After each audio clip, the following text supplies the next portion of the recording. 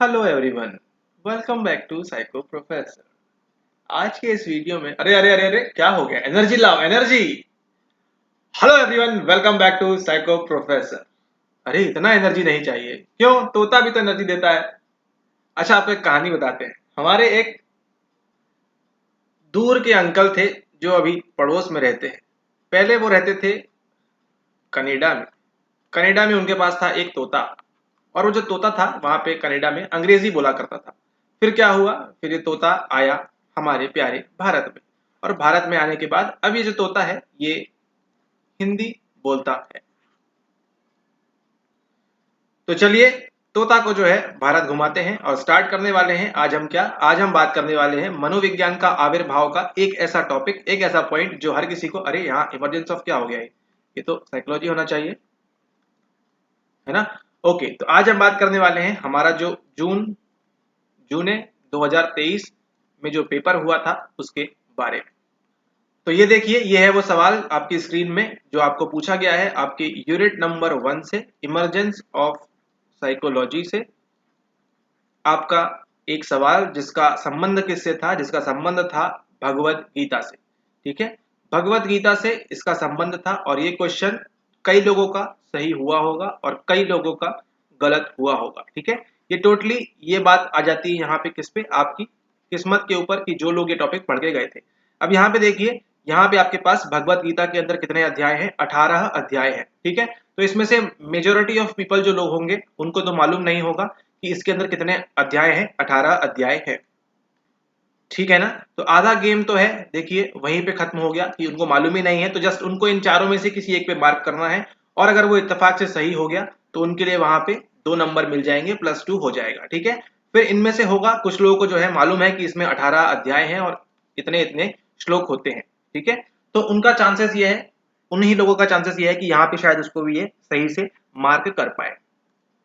ठीक है, तो देखते हैं इस प्रश्न को क्या बोल रहे हैं। प्रश्न के अंदर पूछा जा रहा है आपसे, ये ठीक उसी प्रकार का सवाल है जैसे आपको एक पेपर 1 के अंदर पूछा गया था सवाल। किसके बारे में? आपके वो कौन से चैनल्स हैं? 24 चैनल जो हैं आपके, स्वयं में या स्वयं प्रभा किसी, तो वही 24 चैनल है, तो उसमें 7वें नंबर का चैनल कौन सा है? ठीक है, इस प्रकार का सवाल बहुत ही वेग है ना? ऐसे सवाल तो खैर ठीक है, कोई 24 के 24 आपको रट के जाता नहीं है, बट फिर भी ठीक है, इस प्रकार के सवाल आते हैं, तो आगे भी आपको इसके लिए तैयार रहना है।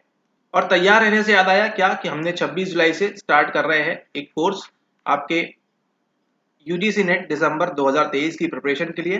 ठीक है, मीडियम जो है इसका बाइलिंगुअल होगा, ये आपका इंग्लिश एंड हिंदी दोनों में रहेगा। टर्म्स जो है इसके इंग्लिश में रहेंगे। ठीक है, एंड इसको आप चाहें तो अवेल कर सकते हैं। नीचे लिंक में वो वीडियो दिया हुआ है, वहां पे उसकी सारी डिटेल्स है, उसको जाके आप चेक कर सकते हैं। आते हैं सवाल के ऊपर वापस।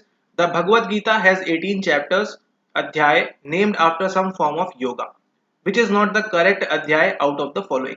भगवत गीता के 18 अध्याय योग के किसी रूप के नाम पर हैं। अच्छा, निम्नलिखित में से कौन सा सही अध्याय नहीं है? ठीक है, आपके पास है ध्यान योग, अक्षर ब्रह्म योग, पुरुषोत्तम योग, और आपके पास जागृत योग। ध्यान योग, अक्षर ब्रह्म योग, पुरुषोत्तम योग और जागृत योग। यहाँ पे इसका करेक्ट आंसर क्या है? सही आंसर क्या होगा? सही आंसर है यहाँ पे इसका ऑप्शन नंबर 4, जागृत योग।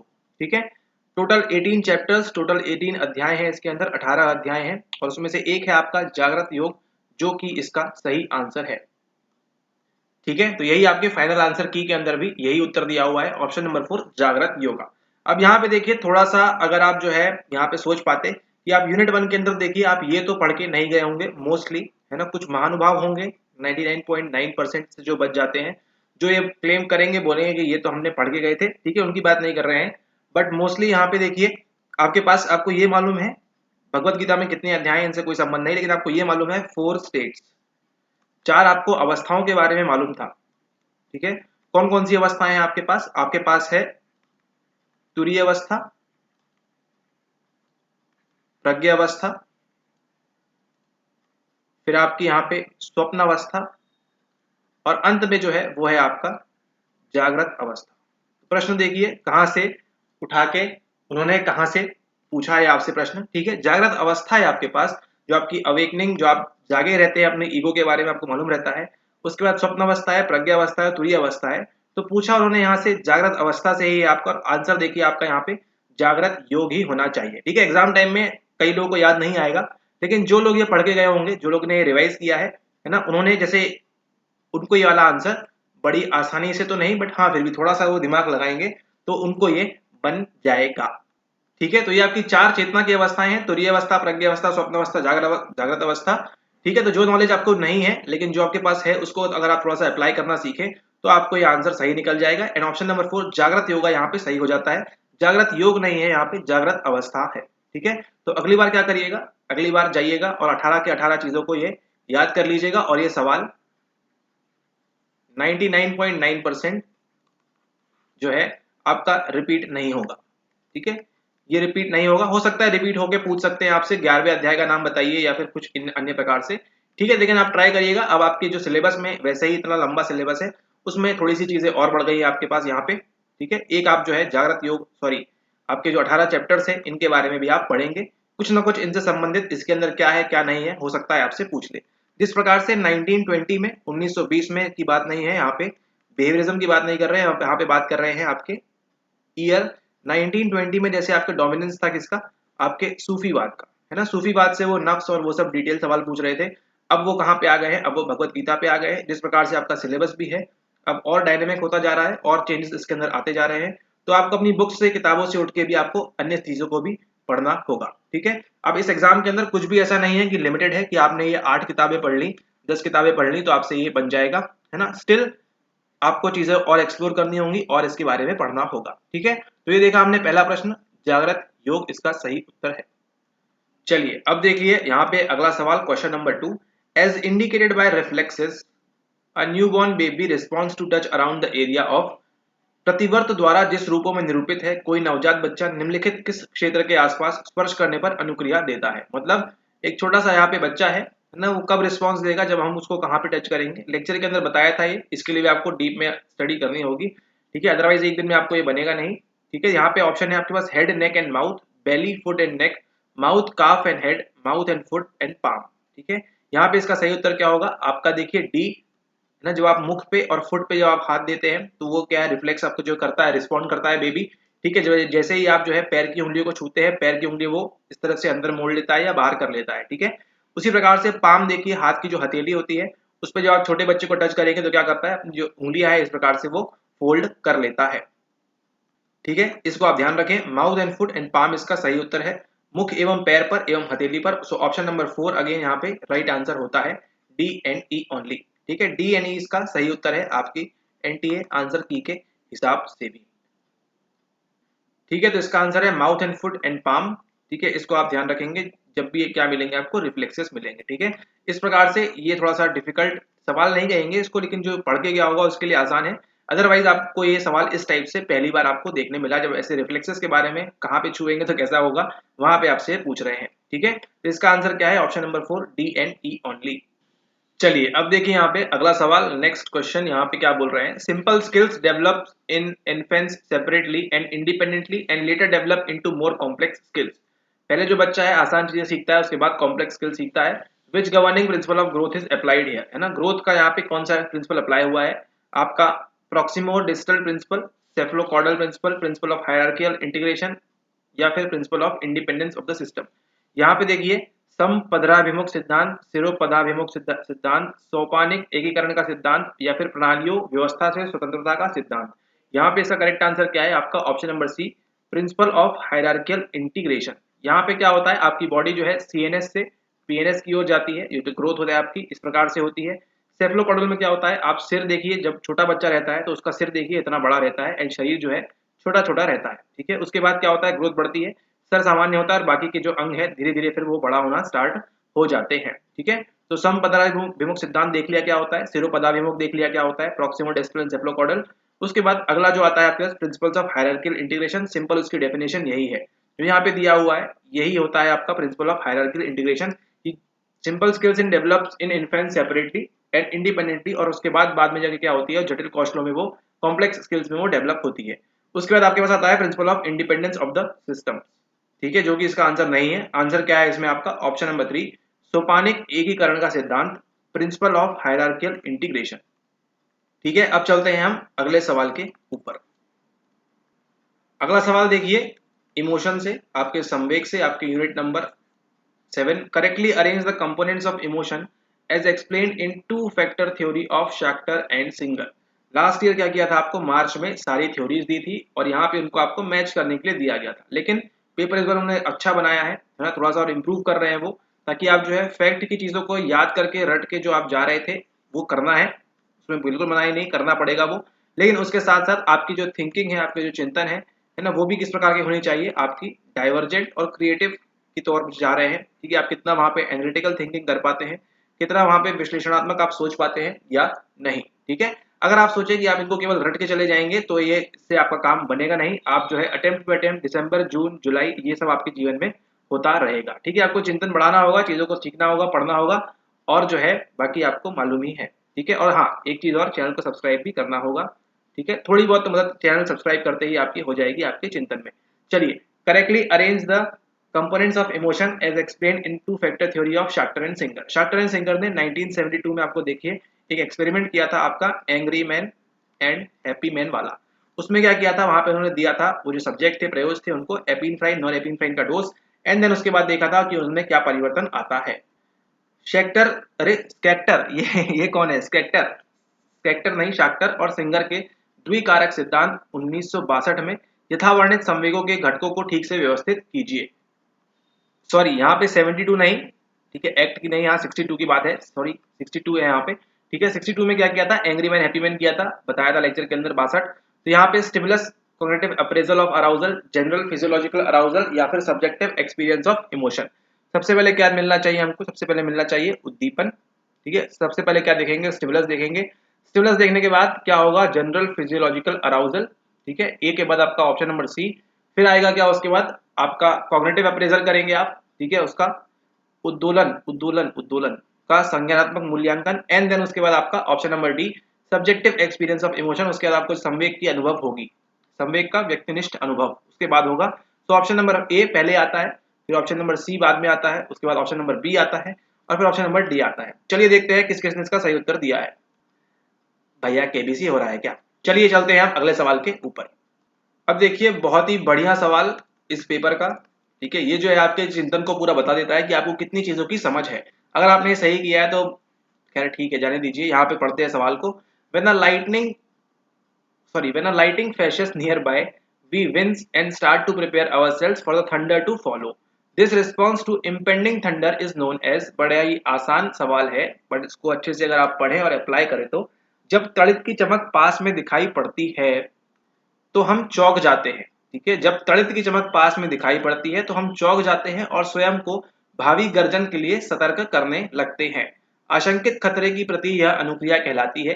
सिंपली क्या कहलाती है, जैसे आप मान लीजिए घर में बैठे हैं और आप देखते हैं लाइट की चमक, है ना। लाइट की चमक देखते साथ ही क्या करते हैं आप, अब आपको मालूम है कि गर्जना होने वाली है, थंडर थंडर थंडर जो है वो आने वाला है, गाना नहीं, थंडर आकाश से आने वाला है, ठीक है। और उसी के साथ साथ क्या करते हैं, आप जाके लाइटें बंद करते हैं, ठीक है, अपने फ्रिज का प्लग निकालते हैं, टीवी एसी जो भी चल रहा हो उसको जाके आप निकाल देते हैं। क्यों?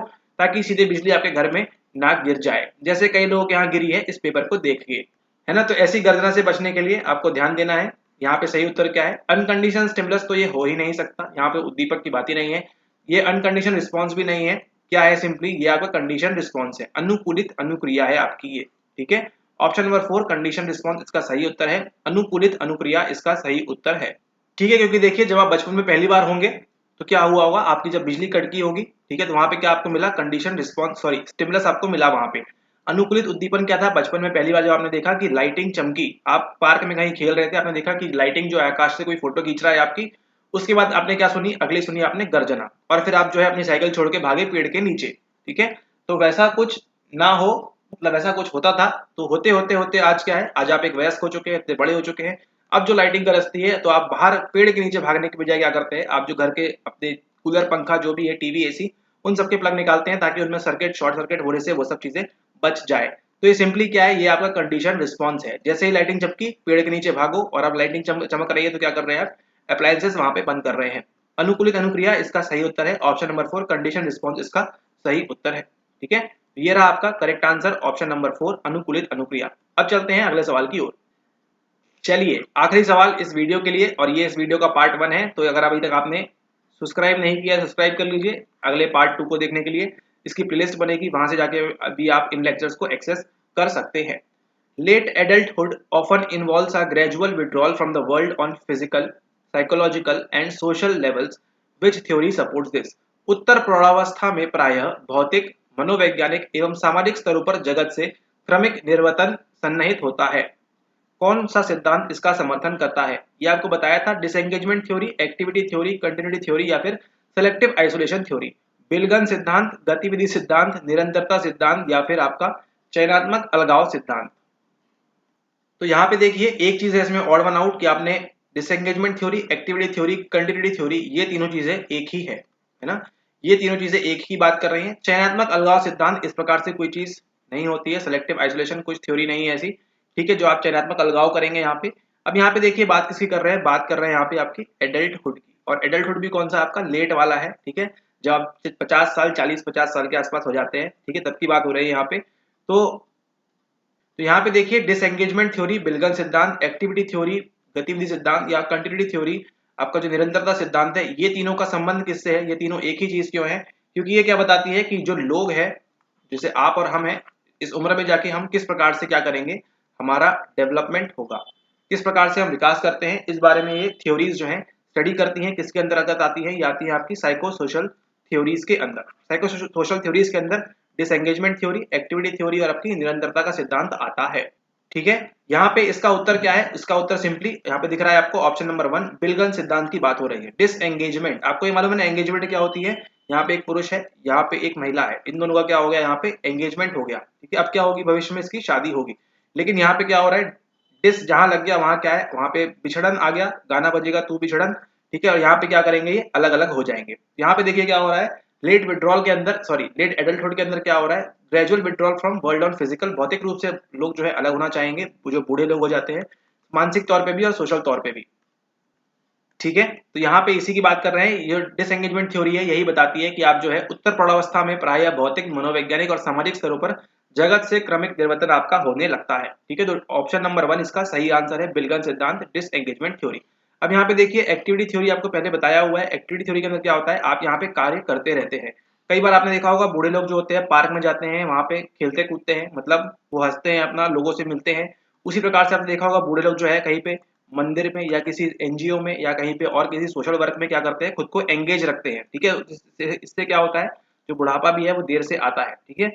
उसी के साथ साथ कंटिन्यूटी थ्योरी के अंदर क्या होता है? आपकी निरंतरता सिद्धांत के अंदर क्या होता है? जो पहले वो करते आ रहे थे अभी वो करते रहते हैं, ठीक है। जैसे आपने देखा होगा बूढ़े लोगों को, अगर मान लीजिए आपने किसी बूढ़े को देखा होगा अपने घर में, तो मान लीजिए अगर वो कभी कढ़ाई और सिलाई का काम करते थे, ठीक है, कढ़ाई और सिलाई का काम करते थे कभी अपने जीवन में, तो आज आप उनको देखेंगे वो बूढ़े हो गए हैं, लेकिन फिर भी क्या करते हैं? वो इतना मोबाइल वगैरह व्हाट्सएप आपकी तरह चलाते नहीं है। वो क्या करते हैं? वो आज भी कढ़ाई सिलाई या इस प्रकार की चीजों का उपयोग करते रहते हैं। क्यों? क्या बता रहे हैं आपको? वो कंटिन्यूटी थ्योरी बता रहे हैं। या कभी आपने देखा होगा घर में जो बूढ़े दादी माँ, नानी माँ रहती है, वो क्या करती है? वो दही वगैरह घर पे बनाती है, तो वो क्या करती है? कंटिन्यूसली इस प्रकार से वो कार्य करती रहती है। मक्खन वगैरह निकलता है हरियाणा, पंजाब, कहीं पे अगर आप यहाँ पे हो, तो इस प्रकार से वो करते रहते हैं। क्यों? उनको भी बुढ़ापा पसंद नहीं है किसी को भी, तो कंटिन्यूटी थ्योरी की बात करते हैं यहाँ पे भी, वो निरंतर वो इस प्रकार का काम करना चाहते हैं, ठीक है। और उसके साथ ही यहाँ पे देखिए आपका जो उत्तर है बिलगन सिद्धांत। अगर मान लीजिए आपको दिसंबर में इस प्रकार से पूछ सकते हैं, पहले कौन आया बाद में कौन आया, पहले कौन आया बाद में कौन आया, लेकिन अभी तो आ चुके हैं, ठीक है। तो सब्सक्राइब कर लीजिए, ठीक है। लेकिन यहाँ पे इस प्रश्न की बात करें, सबसे पहले कौन आया? आपकी डिसएंगेजमेंट थ्योरी। कौन देते हैं आपको? मिस्टर कमिंग एंड हेनरी, ठीक है। शाक्टर सिंगर के ठीक एक साल पहले 1961 में ये बात कर रहे थे। ये कौन से हैं? सोशल साइकोलॉजिस्ट हैं आपके, ठीक है। तीनों थ्योरी किस पे काम करती हैं? आपके एजिंग पे काम करती है ना, प्रौढ़ावस्था वाली जो बात हो रही है यहाँ पे, बूढ़ा जो हो रहा है आदमी, इंसान, उसकी बात करते हैं। सबसे पहली थ्योरी जो डेवलप की इस बारे में वो कौन सी थी? वो यही थी, डिसएंगेजमेंट थ्योरी। इसके अंदर क्या करते हैं आप? अपना जो ये है यहाँ पे क्रमिक निर्वर्तन सन्निहित रहता है, तो इस प्रकार से आप करते जाते हैं, ठीक है। बात करें ये तीनों थ्योरीज कहाँ से आती हैं? ये आती है आपकी गेरोंटोलॉजी से, ठीक है। गेरोंटोलॉजी क्या है? एक अलग फील्ड है स्टडी की, जिसके अंदर क्या करते हैं? आपका सामाजिक तौर पे, आपका मानसिक तौर पे, साइकोलॉजिकल तौर पे आपका, ठीक है, या फिर आपका कल्चरल तौर पे, या फिर आपके संज्ञानात्मक तौर पे, या फिर आपके बायोलॉजिकल तौर पे आप पढ़ाई करते हैं किसके बारे में? केवल और केवल एजिंग के बारे में, ठीक है। तो यहाँ पे राइट आंसर क्या है आपका? ऑप्शन नंबर 1 डिसएंगेजमेंट थ्योरी, ठीक है। इसी के साथ साथ ये वीडियो भी है जो अब 20 मिनट एज कर चुका है, तो इसके समाप्त का समय है। ये देखा आपने पार्ट 1, और हम भी चलिए यहाँ से डिसएंगेज करते हैं, और आप भी जो है टेलीग्राम पे एंगेज हो जाइए और वहां पे उसको चैनल को ज्वाइन कर लीजिए। वीडियो की लिंक वगैरह आपको वहाँ पे मिल जाती है, टाइमिंग वगैरह आपको वहाँ पे मालूम पड़ जाती है। और इसी के साथ साथ अगर आप इससे और अच्छी तरह से एंगेज होना चाहते हैं और इसी प्रकार के आप धमाकेदार वीडियो देखना चाहते हैं अंग्रेजी में और इस प्रकार से बोल रहे हैं हिंदी में, ठीक है, तो ऐसे आप करना चाहते हैं तो आप ज्वाइन कर सकते हैं। 26 जुलाई से हमारा जो है नवीन कोर्स स्टार्ट हो रहा है आपके दिसंबर 2023 के लिए। सारी डिटेल्स वगैरह क्या है वो आपको वीडियो के डिस्क्रिप्शन में या कहीं नीचे आपको मिल जाएंगी, वहां से जाके उसको आप देख चुके हैं, लेकिन आप ज्वाइन करना चाहते हैं तो वहां से जाके उस लेक्चर को आप देख लीजिए। ऑलराइट, ओके, तो इसी के साथ ये पार्ट 1 यहाँ समाप्त होता है। 2021 का हमने किया था, 23 का भी ऐसे ही करेंगे। मिलते हैं आपसे नेक्स्ट वीडियो में। Thank you and have a nice day ahead.